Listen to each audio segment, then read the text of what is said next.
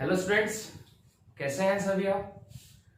उम्मीद है अच्छे होंगे, फैमिली के साथ हैं तो डेफिनेट और भी अच्छे होंगे। अब कुछ स्टूडेंट्स हंस भी रहे होंगे कि फैमिली के साथ है, यही तो प्रॉब्लम है कि प्रेशराइज कर रखा है हमने, फैमिली वालों ने भी, कि घर पे रहो और पढ़ते भी रहो। बेटा पढ़ाई भी ज़रूरी है और कंटिन्यू रखो अपनी पढ़ाई को भी। और पढ़ाई की बात करूँ तो मैं अभी तक जो मेरे पास रिपोर्ट आ रही है, मोस्टली स्टूडेंट्स अच्छा काम भी कर रहे हैं। फिजिक्स में टेस्ट उनके अच्छे जा रहे हैं। मैं सॉल्यूशन भेज के चेक आप लोगों से ही करा रहा हूँ, बट मुझे विश्वास है कि आप लोग अच्छे से ही चेक कर रहे होंगे। एक दो नंबर का एरर, कोई ज़्यादा बड़ा एरर नहीं है। तो कंटिन्यू रखना है आपने पढ़ाई को, ठीक है। और डेली वर्क डेली कंप्लीट करो। चलिए अब टॉपिक पे आते हैं हम। आज का जो टॉपिक है हमारा वो कैपेसिटेंस पे ही चलेगा। और कैपेसिटेंस हमने स्टार्ट किया था लास्ट लेक्चर में, तो वहां कैपेसिटेंस पे हमने बात कर ली थी बेसिक फॉर्मूला, कैपेसिटेंस क्या होता है और चार्ज को स्टोर करना, ठीक है। मैथमेटिकल फॉर्मूला भी पढ़ा था, वहां हमने कैपेसिटेंस भी निकाली थी एक कैपेसिटर की। और जैसा कि पहले भी बताया, आज फिर स्टार्ट कर रहा हूं इसे कि यहाँ पर हम इस चैप्टर में पढ़ने वाले हैं बेटा कि कैपेसिटेंस जो है वो कैसे इंक्रीज की जाए किसी कैपेसिटर की। इस पूरे चैप्टर में ज्यादा डिस्कशन इसी पे चलेगा। और आज एक और बड़ा इंटरेस्टिंग टॉपिक करेंगे, ग्रुपिंग ऑफ कैपेसिटर्स। इसको याद दिलाऊं मैं तो 10th क्लास में आपने पढ़ा था grouping of registers, series, parallel, तो वही अब यहाँ करने वाले हैं। तो एक इंटरेस्टिंग टॉपिक है, बहुत सारे क्वेश्चंस भी करके देखेंगे इसके ऊपर, तो ध्यान से समझते चलना है इसको, ठीक है। स्टार्ट करते हैं। आज हमारा जो लेक्चर नंबर है वो 19 हो जाएगा। इलेक्ट्रोस्टैटिक्स में हमारा जो चैप्टर चल रहा है वो कैपेसिटेंस चल रहा है स्टूडेंट, कैपेसिटेंस। और कैपेसिटेंस पे जितनी हमने बात कर ली थी थोड़ा सा उसको रिपीट कराऊं तो कैपेसिटेंस के लिए फॉर्मूला आपने पढ़ा था, किसी भी कंडक्टर पे जो चार्ज स्टोरेज है Q is equals to CV। ये याद रखना है आप लोगों ने बहुत अच्छे से, Q is equals to CV, ठीक है। V यहाँ कैपेसिटर के लिए पोटेंशियल डिफरेंस, और सिंगल कंडक्टर के लिए इसको पोटेंशियल भी बोलते हैं। C यहाँ उस कंडक्टर की कैपेसिटेंस, एक कैपेबिलिटी चार्ज को स्टोर करने की, ठीक है स्टूडेंट्स। फिर हमने इसी में ही एक स्फेरिकल कंडक्टर लेके, चार्ज कंडक्टर लेके उसकी कैपेसिटेंस को फाइंड आउट किया था, याद हो आपको, C is equals to 4 pi epsilon naught R।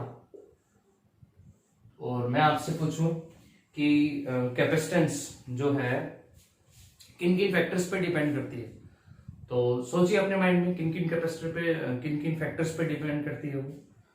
तो आप सोचेंगे तो दिमाग में आएगा कि सर साइज होता है, क्योंकि यहाँ C directly proportional to R, radius उस स्फीयर के लिए। And sir permittivity, epsilon naught medium की परमिटिविटी पे भी डिपेंड करती है कैपेसिटेंस। और एक बताया था कि नेबर में, जैसे हमने कल पढ़ा था कि सिंगल कंडक्टर की कैपेसिटेंस के कंपैरेटिवली अगर मैं यहाँ पर एक और प्लेट लगाता हूं, अनचार्ज प्लेट, तो इस अरेंजमेंट की कैपेसिटेंस पहले की कंपैरेटिवली ज्यादा हो जाती है।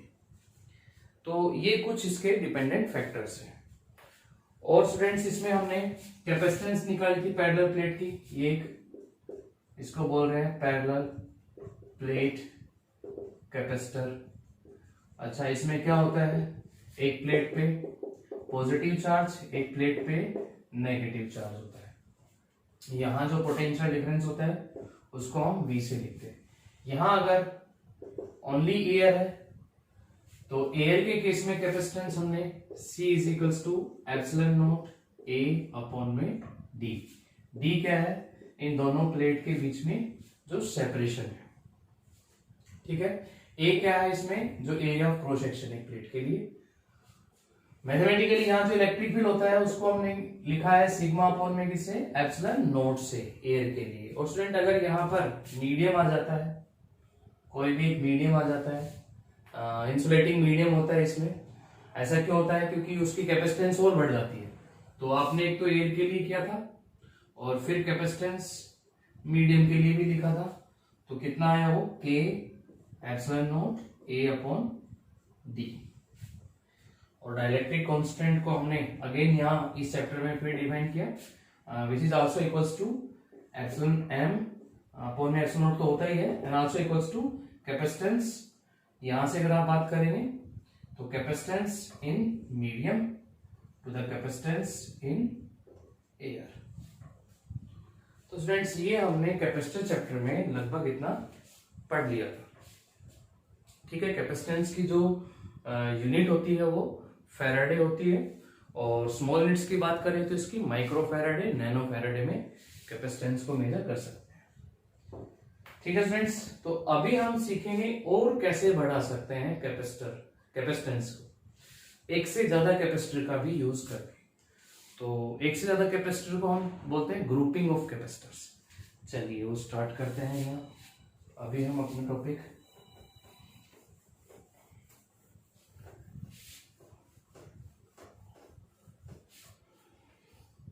तो यहां पर हमारा जो टॉपिक होगा स्टूडेंट्स, ग्रुपिंग ऑफ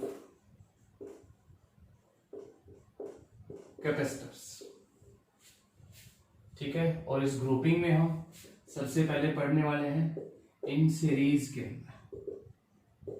एक बार कंसेप्ट थोड़ा ठीक से समझ लीजिएगा, क्वेश्चन बहुत सारे करने हैं। ठीक है, मान के चलो मिनिमम 50 क्वेश्चन कर रहे हैं, मिनिमम, मैक्सिमम तो इससे ज्यादा। तो हम एक दिन 2 दिन इस पे लगाएंगे इस टॉपिक पे, ताकि इसके ज्यादातर न्यूमेरिकल्स कवर हो जाएं, लगभग सभी टाइप्स कवर हो जाए इसमें। तो ग्रुपिंग ऑफ कैपेसिटर में सीरीज में ग्रुपिंग, अब आप रजिस्टर वाली ग्रुपिंग याद करते हैं तो ये हम रजिस्टर दिखाए और इनकी वैल्यू R1, R2, R3 बड़े अच्छे से याद होगा आपको। सीरीज में resistance R1 plus R2 plus R3 हो जाता था, टोटल ऐड हो जाते थे, और करंट सीरीज में सेम होता था। सभी रजिस्टर्स में करंट जो है वो I ही चल रहा है। फिर हम ऐसे ही पैरेलल के लिए करते थे, तो ये हम कुछ रजिस्टर्स यहां पैरेलल में दिखाते थे, R1, R2, R3। ब्रांच होती है यहाँ करंट की, तो डिफरेंट पाथ से डिफरेंट रजिस्टर्स है, तो वहां उनकी वैल्यू डिफर है, तो उसमें से करंट भी डिफरेंट ही जाता था। सपोज यहाँ I1 गया R1 में से, यहाँ I2 गया, यहाँ I3 गया, तो यहां पर हमारा टोटल रेजिस्टेंस पैरेलल में 1/RP जिससे लिखते थे स्टूडेंट्स, वो 1/R1 plus 1/R2 plus 1/R3, ये रिजल्ट्स आते। फिर इन पे क्वेश्चंस करे 10th क्लास की बात करें तो यहां पर ये फिर आएंगे यूनिट सेकंड में करंट इलेक्ट्रिसिटी। अभी हम कैपेसिटर्स की बात कर रहे हैं इलेक्ट्रोस्टैटिक्स के अंदर। ठीक है, तो सीरीज में हम कैसे दिखाएं कैपेसिटर, ये हमारा सिंबल होता है कैपेसिटर का। 2 पैरेलल लाइन डालते हैं, तो एक कैपेसिटर है, दूसरा कैपेसिटर है, एक तीसरा कैपेसिटर है। इन कैपेसिटर्स की डिफर वैल्यूज है। मान लीजिए इसकी कैपेसिटेंस C1 है, इसकी कैपेसिटेंस C2 है, इसकी कैपेसिटेंस C3। फ्रेंड मैं फिर बता रहा हूं आपको, रजिस्टर और रेजिस्टेंस, कैपेसिटर और कैपेसिटेंस दो अलग अलग चीजें होती है। सिंपली मैं कहूं कि एक आपके पास एक गिलास है या कोई कप है, ठीक है, उसमें वाटर आता है 250 ml। कितना आता है? 250 ml। उससे ज्यादा अगर आप डालेंगे तो वो ओवरफ्लो करेगा, तो वो उस कप की कैपेसिटी है कि वो 250 ml ले सकता है। इससे ज्यादा डालोगे तो वो ओवरफ्लो करेगा। ऐसे ही इनकी कैपेसिटी है कि ये कितना चार्ज ले सकता है, ये कितना ले सकता है, तो वो कैपेसिटी उनकी हम किसमें लिख रहे हैं? C1, C2 and C3। जैसे रेजिस्टेंस की value R1, R2 and R3। आया समझ में? देखिए मैं एक छोटा सा आपसे ये जो फॉर्मूला लिखा Q is equals to CV, और मैं आपसे कहूं एक छोटा सा क्वेश्चन आ जाता है और ज्यादातर मतलब छोटी सी मिस्टेक हो जाती है बच्चों से कि मैं आपसे कहूं कि ग्राफ जो है वो ड्रा कीजिए जो Q एंड C के बीच में, Q एंड C के बीच में plot a graph between Q and C। तो बच्चे फटाफट क्या करेंगे कि यहाँ Q है या C है, तो Q directly proportional to C आ रहा है यहाँ से, तो ये एक लाइन पे तो C दिखा है, एक लाइन पे Q दिखा है, और ऐसे स्ट्रेट लाइन आती है। ये गलत है, ये गलत है सर। यहाँ डायरेक्टली आ रहा है, चार्ज बढ़ रहा है, कैपेसिटेंस बढ़ रही है, नहीं, कैपेसिटेंस उसकी वही है, कांस्टेंट वैल्यू है। मैंने अभी कहा कि एक कप है, उसकी कैपेसिटी 250 ml कंटेन करने की है, तो वो 250 ml तक ही कंटेन करेगा। आप उस पे 100 ml दे रहे हैं उसमें, तो वो आपका मैटर है। आप उस पे 150 डाल रहे हैं, तो वो आपके ऊपर डिपेंड है। वो अपने ऊपर मैक्सिमम कितना ले सकता है, 250, तो वो चीज उसकी फिक्स है। ऐसा नहीं कि आपने जो है 100 डाला तो उसकी कैपेसिटी कम थी, और आपने 150 डाला तो उसकी कैपेसिटी बढ़ी, नहीं, उसकी कैपेसिटी 250 ml ही, तो स्टार्टिंग से थी वही लास्ट तक है। और 250 ज्यादा डालोगे तो ओवरफ्लो करेगा, यहां हम कहते हैं चार्ज को लीकेज करेगा। तो स्टूडेंट्स ये ग्राफ ना आके ग्राफ हमारा ये आता है, ठीक है, नोट कर लेंगे इसको भी। तो चार्ज और सी के बीच में ये ग्राफ आता है। कैपेसिटेंस जो है वो क्या रहेगी स्टूडेंट्स, कांस्टेंट रहने वाली, ठीक है। तो ये मत देखना इसमें। हाँ, अगर वो कहे ना कि Q और V के बीच में ग्राफ बनाइए, तो वो फिर आपका Q और V फिर स्ट्रेट लाइन है, Q directly proportional to V, और जो C था proportionality constant, and Q by V का रेशियो जो है वो C वो ऑलवेज क्या रहेगा, कांस्टेंट रहेगा, ठीक है। याद रखना इस पॉइंट को भी। चलिए हम बात कर रहे हैं ग्रुपिंग पे। तो ग्रुपिंग में हमारे पास इस तरह से 3 कैपेसिटर लगा दिए हैं सीरीज के अंदर, जिनकी अलग अलग वैल्यू है। एक की वैल्यू कैपेसिटेंस C1 है, C2 है, C3 है, ठीक है स्टूडेंट्स। और यहां हमने इसको एक सोर्स से, बैटरी से कनेक्ट कर दिया, ताकि यहां पर पोटेंशियल डिफरेंस आए। अच्छा, पोटेंशियल डिफरेंस समझते हैं ना, पोटेंशियल डिफरेंस। यहां पर जो हम ये एक बड़ी लाइन दिखाते हैं, ये पॉजिटिव के लिए होती है, ये नेगेटिव के लिए होती है। तो मान लीजिए +6 वोल्ट इस पॉजिटिव का पोटेंशियल है, -6 वोल्ट जो है नेगेटिव का पोटेंशियल है। तो स्टूडेंट्स पोटेंशियल डिफरेंस कितना आएगा, 6 मत बोलना इसको, पोटेंशियल डिफरेंस आएगा 6 - -6 मींस ये 12 वोल्ट का एक सेल है, ठीक है। इस तरह से हम क्या लिखते हैं, उसका पोटेंशियल डिफरेंस लिखते हैं। तो ये हमारे पास 12 वोल्ट का एक पोटेंशियल डिफरेंस है, इसके साथ में हमने कुछ कैपेसिटर्स लगा रखे। क्या होता है स्टूडेंट्स, ये जो पॉजिटिव है ये वायर के थ्रू कनेक्ट है, मेटल वायर है, कॉपर वायर है, और कॉपर वायर का रेजिस्टेंस नेग्लिजिबल होता है। तो जनरली हम उस पर जो पोटेंशियल ड्रॉप होता है उसको इग्नोर कर देते हैं, पोटेंशियल ड्रॉप को वहां छोड़ देते हैं। तो यहां पर जो है इस वायर के इलेक्ट्रॉन्स किधर मूव करते हैं, टुवर्ड्स पॉजिटिव। तो इलेक्ट्रॉन्स मूव करेंगे तो मोमेंटली करंट बनेगा। एक बार के लिए, बहुत थोड़े से टाइम के लिए करंट बनता है इलेक्ट्रॉन्स की मूवमेंट से। तो इलेक्ट्रॉन इधर मूवमेंट करेंगे तो स्टूडेंट्स यहां पर क्या आएगा, पॉजिटिव Q चार्ज, प्लस का Q चार्ज आएगा, ठीक है। तो यहां पर इलेक्ट्रॉन आए और यहां पर इलेक्ट्रॉन आए, तो देखिए यहां से ये होता है पूरे सर्किट में कि इलेक्ट्रॉन मूव कर रहे हैं, यहां से इलेक्ट्रॉन जा भी रहे हैं, और ये जो प्लेट है ये नेगेटिव के साथ कनेक्ट है, तो नेगेटिव को रिपेल करेगा। तो हम कहते हैं यहां पर कितना चार्ज आया, -Q। एक तरह से वही इलेक्ट्रॉन यहां दिखाएंगे पूरा, कोई सर्किट में से लॉस थोड़ी ना हो रहा है इलेक्ट्रॉन का। तो सेम चार्ज यहाँ +Q उतना ही यहाँ क्या आएगा, -Q चार्ज आएगा। इसके बाद इस +Q की वजह से इस वायर से इलेक्ट्रॉन निकलेंगे, यहां पर इंडक्शन भी होगा। तो यहां हम कहेंगे कि कौन सा चार्ज आ गया है, नेगेटिव आ गया है। अब इधर नेगेटिव आ गया है, तो यहां क्या आ गया स्टूडेंट्स, उतना ही पॉजिटिव आ गया है। तो इस तरह से हम यहां पर सीरीज के अंदर किसको सेम रखते हैं स्टूडेंट, चार्ज को सेम रखते हैं। क्योंकि एक तरह से सीरीज में जैसे करंट सेम होता है, यहाँ चार्ज मूवमेंट कर रहा है, जिसकी वजह से इन कैपेसिटर पे डिफरेंट पोलैरिटीज के चार्ज, एक प्लेट पे पॉजिटिव एक पे नेगेटिव, इस तरह से चार्ज आ गए हैं, ठीक है।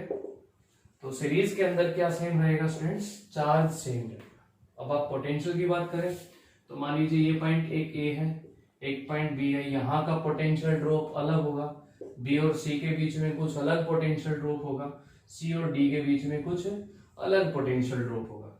बट यहां पर देखिए यहां कोई ड्रॉप नहीं हुआ तो यहां कितना होगा, प्लस का 6C होगा। यहां भी कोई ड्रॉप नहीं हुआ, यहां कितना होगा, -6 होगा।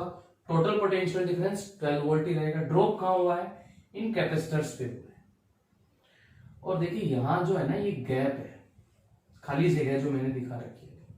बाकी इसमें क्या होता है, इंसुलेटिंग मीडियम होता है। तो हम ऐसा नहीं कहते कि कंडक्शन होती रहती है इसमें, इलेक्ट्रॉन जो लगातार मूव करेंगे, ऐसा नहीं होता है। थोड़े से टाइम के लिए एक बार मूवमेंट स्टार्ट करते हैं और थोड़ा सा करंट बनता है, उसके बाद करंट नहीं होगा। हाँ, बट यहाँ चार्ज का हो गया है, स्टोर हो गया है इनके ऊपर।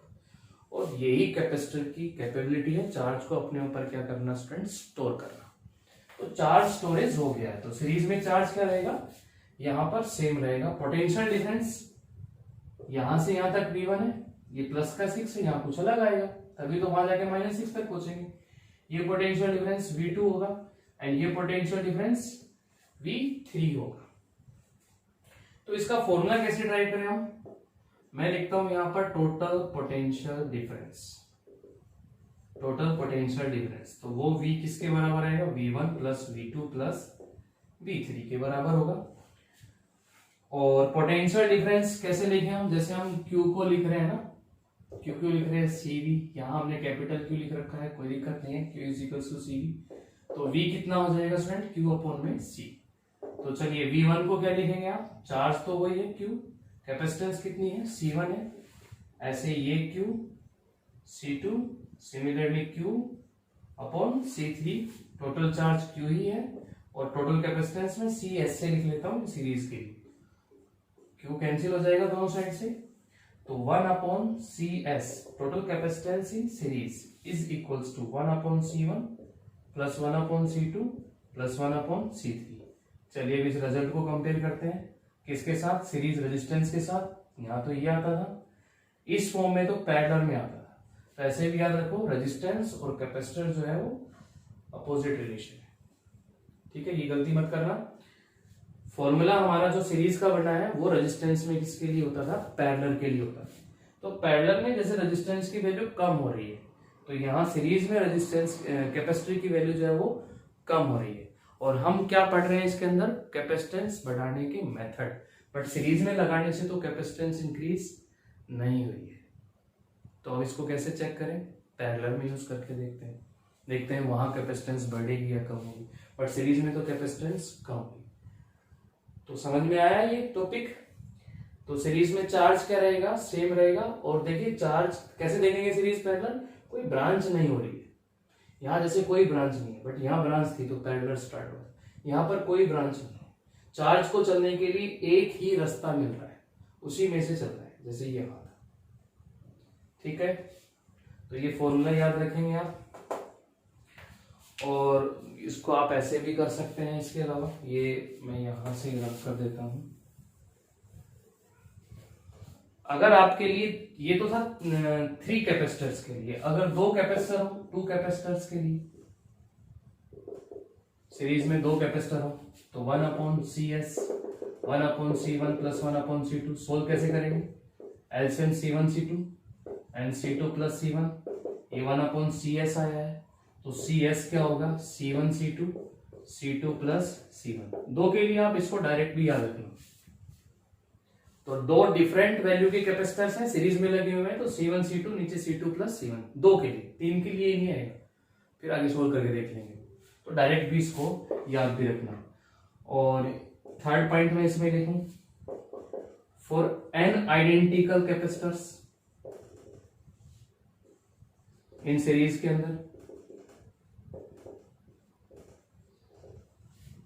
n कैपेसिटर आइडेंटिकल, एक वैल्यू की कैपेसिटेंस के कैपेसिटर्स लगे हुए हैं सीरीज के अंदर, means 1 2 3 and so on n तक। तो वहां स्टूडेंट्स क्या बनेगा, 1 upon CS 1 upon C1 1 upon C2 and so on up to n times तक। तो 1 अपॉन CS, अच्छा सभी की कैपेसिटेंस सेम है क्योंकि आइडेंटिकल है, तो ये सब C ही होंगे। तो 1/c up to n times, तो ये कितना आ गया, n/c। तो 1 अपॉन CS आया है, तो CS कितना हो जाएगा, C अपॉन में n। अब 2 कैपेसिटर है तो C/2, 4 कैपेसिटर है आइडेंटिकल तो C/4। आप इस फॉर्मूले को भी डायरेक्ट याद रखेंगे। तो ये डिस्कशन किए हमने सीरीज के अंदर, और सीरीज के अंदर हमने पाया कि कैपेसिटेंस जो है वो सीरीज के अंदर इंक्रीज नहीं होता है सीरीज में ग्रुपिंग लगाने से। अब इसको चेक करेंगे पैरेलल। तो क्या क्या पॉइंट्स याद रखेंगे? पोटेंशियल डिफरेंस अलग अलग होगा अलग अलग कैपेसिटेंस पे, बट चार्ज सभी पे क्या होगा? सेम होगा सीरीज के अंदर। चलिए इसको नोट कर लेंगे।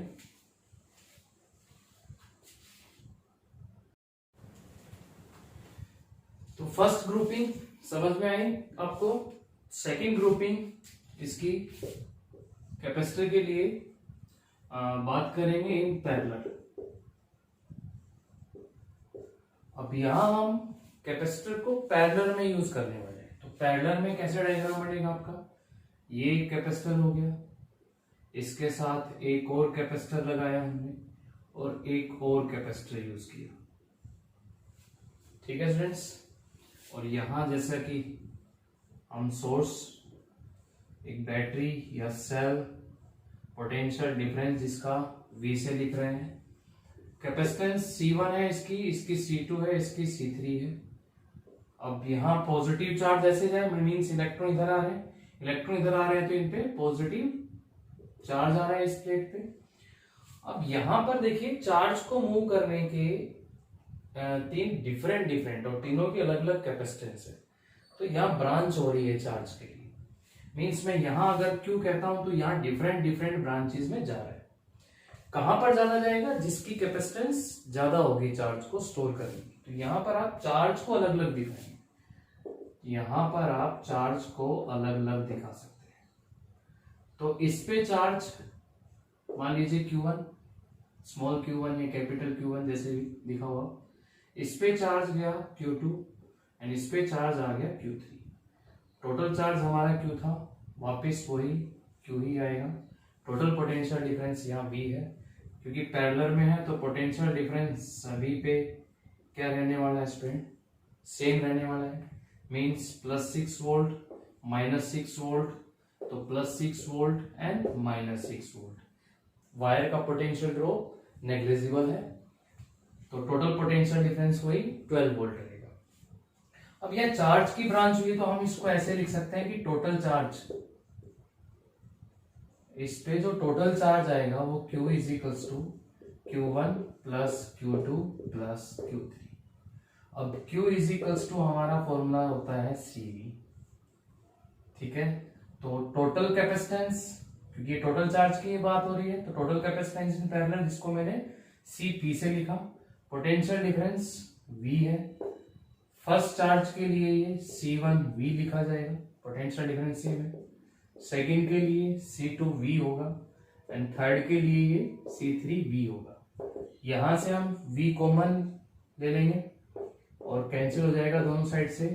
तो total capacitance in parallel C1 plus C2 plus C3।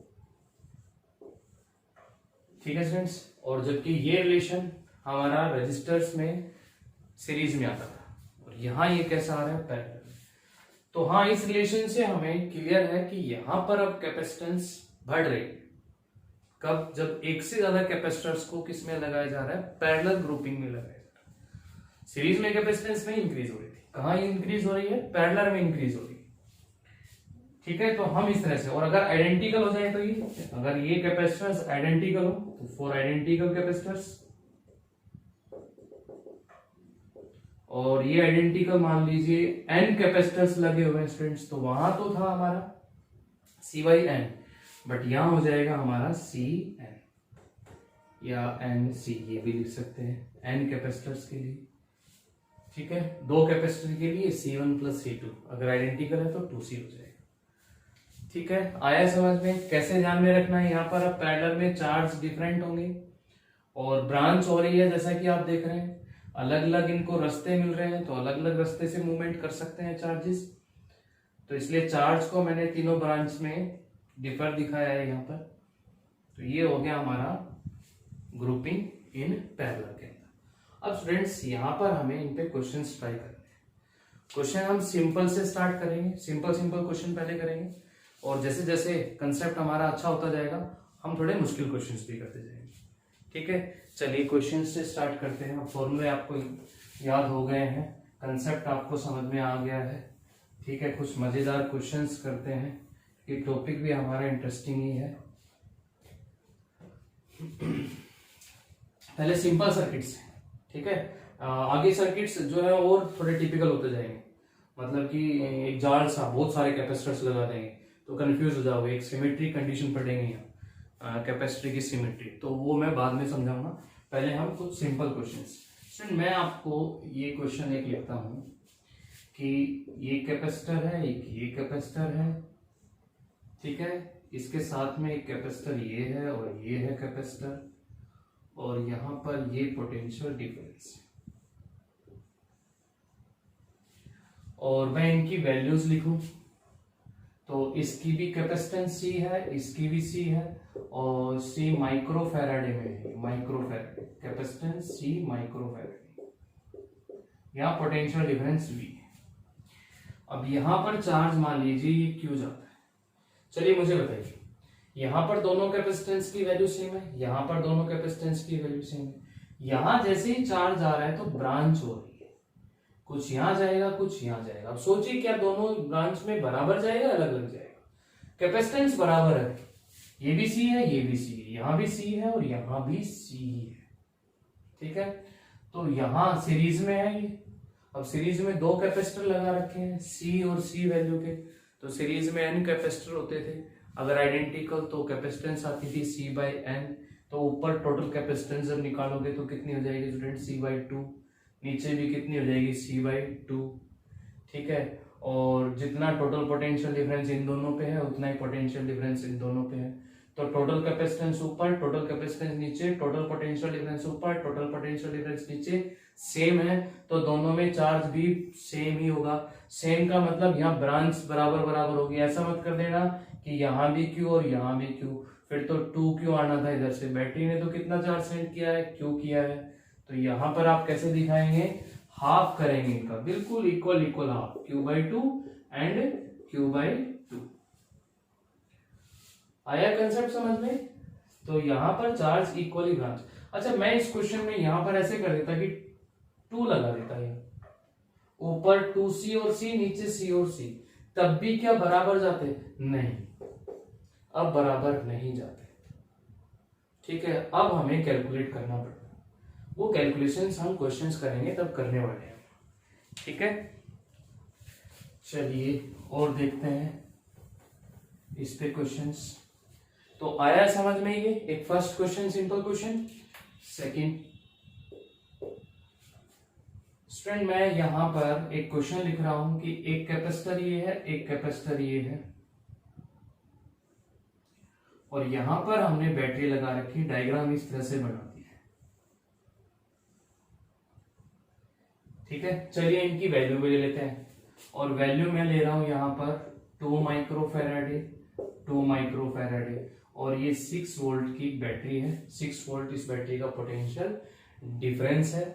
तो क्वेश्चन में यहां पर पूछ लिया गया कि बताइए यहां पर टोटल कैपेसिटेंस कितनी होगी। फर्स्ट, टोटल कैपेसिटेंस क्या होगी, एंड सेकंड पूछ लिया कि चार्ज बैटरी कितना सप्लाई कर रही है। Total charge supplied by the battery. तो ये दो पार्ट इसमें बना दिए क्वेश्चन में, ठीक है। अब आपको कंसेप्ट जो समझाया था उसको ध्यान में रखना है। देखिए ये हमारा पॉजिटिव रहा, चार्ज इधर से जा रहा होगा, जैसे ही यहां गया तो ब्रांच हो रही है, ठीक है। अब ऐसे देखें तो ये लाइन में लग रहा है, तो सीरीज में सोचेंगे, लेकिन सीरीज में नहीं है। देखिए पैरेलल में हम ऐसे बोलते हैं, ये जैसे कैपेसिटर लगाए पैरेलल में, तो तीनों कैपेसिटर की एक एक प्लेट तो A पॉइंट से कनेक्ट है, तीनों कैपेसिटर की जो बची हुई प्लेट है वो B पॉइंट से कनेक्ट है। तो ये पैरेलल में, या ब्रांच से भी हम देख सकते हैं, ऐसे ब्रांच हो रही है चार्ज की। तो यहां पर भी ब्रांच हुई है, चार्ज यहां भी गया है, यहां भी गया है। इस वाले कैपेसिटर की ये प्लेट किससे कनेक्ट है? यहाँ पॉजिटिव से। इस वाले कैपेसिटर की ये प्लेट किससे कनेक्ट है स्टूडेंट? पॉजिटिव से। तो दोनों कैपेसिटर की एक एक प्लेट पॉजिटिव पे आ रही है, बची हुई ये प्लेट किस पे आ रही है? नेगेटिव पे आ रही है। मींस ये सीरीज में नहीं है। कैसे है? तो ये पैरेलल में है। पैरेलल में capacitance Cp is equals to C1 plus C2, direct आप ऐड करेंगे तो 2 + 2 4 माइक्रो फैराड। फर्स्ट पार्ट हो गया। अब कैपेसिटेंस आ गया टोटल, तो चार्ज भी निकाल सकते हैं। Total charge Q is equals to कितना हो जाएगा हमारा? Cv। तो यहाँ पर पैरेलल में आया है 4 माइक्रो फैराड, लिख लेंगे इसको भी माइक्रो कूलम में। और पोटेंशियल डिफरेंस कितना था? 6, तो ये आ गया 24 माइक्रो कूलम। तो यहां से बैटरी चार्ज भेजती है 24 माइक्रो कूलम। अब क्योंकि दोनों की कैपेसिटेंस सेम है, पैरेलल में है, तो पोटेंशियल डिफरेंस भी दोनों पे सेम है, 6 और 6, तो चार्ज भी सेम ही जाएगा। तो इस पे भी 12 माइक्रो कूलम जाएगा और यहाँ इस पे भी कितना जाएगा? 12 माइक्रो कूलम। जैसे जैसे और क्वेश्चन करते जाएंगे आपके कंसेप्ट और अच्छे से क्लियर होते जाएंगे। तो आइए क्वेश्चन समझ में, चलिए अभी और क्वेश्चन करके देखते हैं।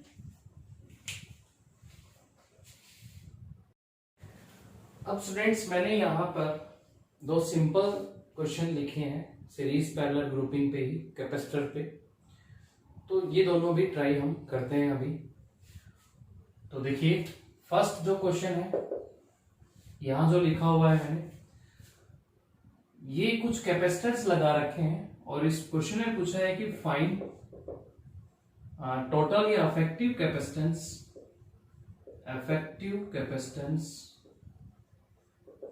Between A and B. आपके 2 टॉपिक, एक यहां पर सीरीज पैरेलल और एक resistance series parallel, current electricity unit second से, वो कवर हो रहे हैं। ऐसे क्वेश्चन वहां बनेंगे, बस फॉर्मूले डिफर है इनके। तो यहाँ आपको ये जो मैंने लिखा है ना ए और बी, ये बड़ा इंपॉर्टेंट है। ए और B means potential difference battery A और बी के बीच में कनेक्ट है। यहाँ आपका इनपुट है ये ए से और यहाँ आपका आउटपुट है पी पे, ठीक है। बैटरी यहाँ कनेक्ट है ए और बी के बीच में। तो अब बताइए यहाँ टोटल अफेक्टिव कैपेसिटेंस कैसे हुई? अब देखने में लग रहा है सर इतने ज्यादा कैपेसिटेंस, देखने बहुत आसान सा क्वेश्चन है। जब इस तरह की डायग्राम आ जाए आपके पास तो स्टार्ट करा करो कहीं भी बीच में जाके, बिल्कुल स्टार्टिंग से स्टार्ट नहीं हो सकता है। तो जहां से आपको इजीली लगे कि हाँ ये क्लियर है, यहां से स्टार्ट हो सकता है। अब जैसे देखें ए से चार्ज चलेगा, ब्रांच हो गई यहाँ पे, यहाँ चार्ज जो जा रहा है वही इस पे आगे आगे भी वही जा रहा है, यहाँ भी वही आ रहा है। ऐसा कभी नहीं होगा कि चार्ज यहाँ आके फिर वापिस आएगा, फिर वो आउटपुट उधर निकलेगा। यहां जो चार्ज आया यहां फिर ब्रांच हो गई है, तो इसका चार्ज और ये चार्ज मिलके आगे बी से निकल जाएंगे, ठीक है। ये हमारी ब्रांचिंग हो गई। अब हमें क्लियर है कि ये दोनों, ये वाली प्लेट और ये प्लेट यहाँ कनेक्ट है एक से, ये और ये एक दूसरे से कनेक्ट है। तो ये दोनों कैसे हैं स्टूडेंट्स? पैरेलल में। ये जो चार्ज आ रहा है वही चार्ज यहाँ आ रहा है, वही चार्ज यहाँ आ रहा है, तो सेम चार्ज यहाँ, सेम चार्ज। तो ये तीनों कैसे हैं? सीरीज में। तो मैं इनका अगर पैरेलल सोल्व करता हूं तो 10 और 10 पैरेलल में डायरेक्ट ऐड करना है आपने, 10 और 10 ये अब हटा देता हूं मैं, और ये कितने का हो गया हमारा? 20 का हो गया सोल्व, ठीक है। ये तीनों कैसे हैं? सीरीज में है। सीरीज में है तो 1/60, 1/60, 1/60, 3/60, ठीक है। 3/60 तो 120, 120 तो 1/20, तो कैपेसिटेंस इन सीरीज 20। आ रहे समझ में?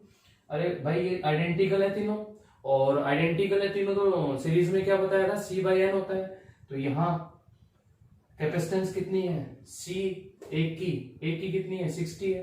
N कितने कैपेसिटर? 1 2 3, ठीक है, 3, तो 60/3 कितना आ गया? 20 आ गया।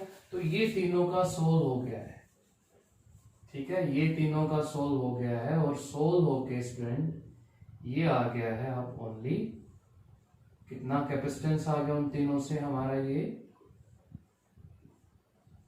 20 माइक्रोफैराड, ठीक है। अब ये भी 20, ये भी 20। अब यहां ब्रांच बन रही है, ये देख रहे हैं आप, और दोनों की एक एक प्लेट यहाँ कनेक्ट है एक दूसरे से, इसकी ये और इसकी ये प्लेट कनेक्ट है, मीन्स ये दोनों आपस में कैसे हैं, पैरेलल है। अब पैरेलल में है तो 20 + 20 होगा, जो कि हमारा कितना हो जाएगा स्टूडेंट, 40 माइक्रोफैराडे। अब ये जो चार्ज आ रहा है वो यहां से जाएगा, वो यहां से। अब ये 40 कैसे हो गए हैं, सीरीज में दो है, आइडेंटिकल है, 3/2, तो 40/2 आंसर आ गया हमारा टोटल कैपेसिटेंस 20 माइक्रोफैराडे। बोलिए इजी था।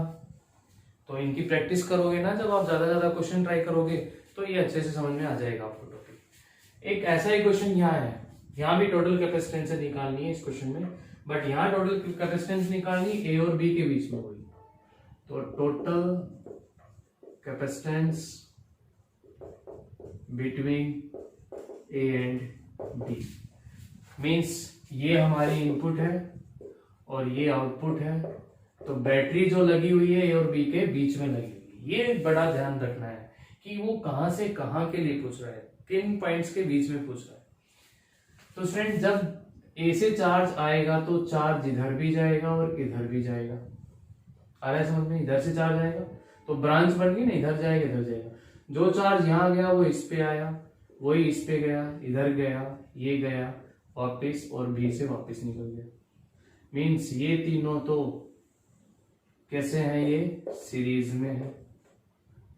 तो फिर क्या डायग्राम बनेगा हमारा, वो तो ऊपर तो 3 ऐसे ही रहेगा, लेकिन इनका सीरीज 9 माइक्रोफैराडे है, आइडेंटिकल है तीनों।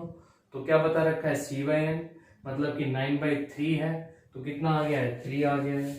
तो इन तीनों का सोल होके स्टूडेंट 3 माइक्रोफैराडे, और यहाँ हमारा ये ए और बी था ही।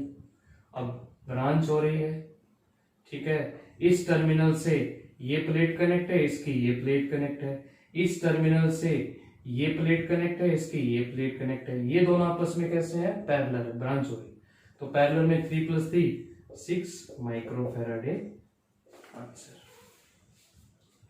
आया समझ में। मैं कुछ सिंपल क्वेश्चन दूंगा आज आपको, 10 या 20 क्वेश्चन असाइनमेंट के लिए, जो सिंपल क्वेश्चन होंगे इसी तरह सीरीज पैरेलल। तो पहला काम आपने ये ठीक से सीरीज पैरेलल ही समझ लेना है, उसके बाद फिर हम अगले लेक्चर में हम थोड़े मुश्किल क्वेश्चंस करेंगे, ठीक है। तो ये क्वेश्चन भी आने चाहिए आपको।